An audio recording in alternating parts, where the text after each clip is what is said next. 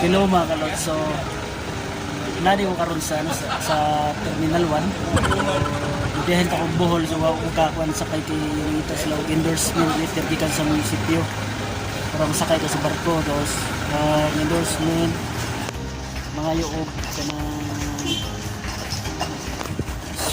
safety certificate o acceptance letter sa barangay para magkaroon ng endorsement diri sa pier, diri sa Coast Guard para malista imong pangalan sa makasakay siguro. Ang wa ko ina na ang makasakay.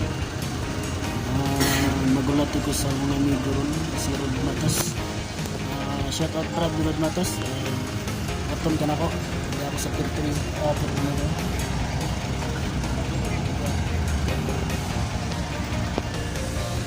Kasi si Rod Matas, kauban na nauti sa Saudi. Dugay namin namin nagkita. So, nag-meet na yun ron. Magulat ko Brad.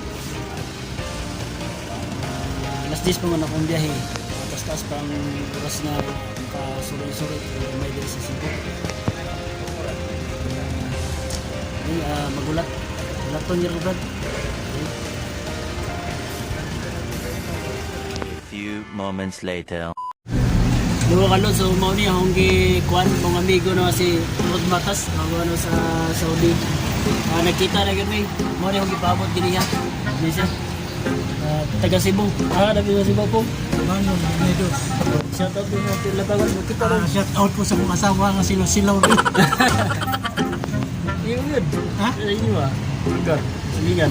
Ano rin? Wala akong amigo no, kauban ako kanunay sa Saudi, kami kauban na.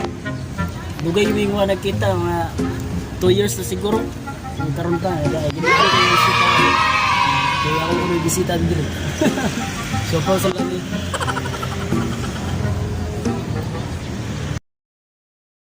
A few moments later.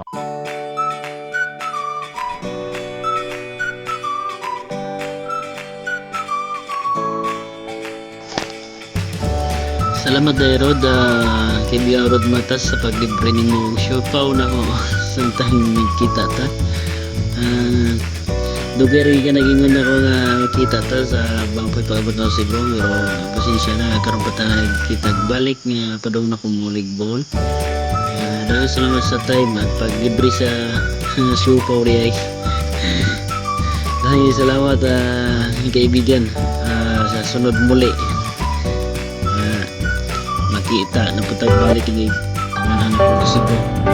Kaya salamat kung gusto ka masuroy diri Bohol na suroy lang welcome ka diri sa among lugar. Salamat sa time. Thank you.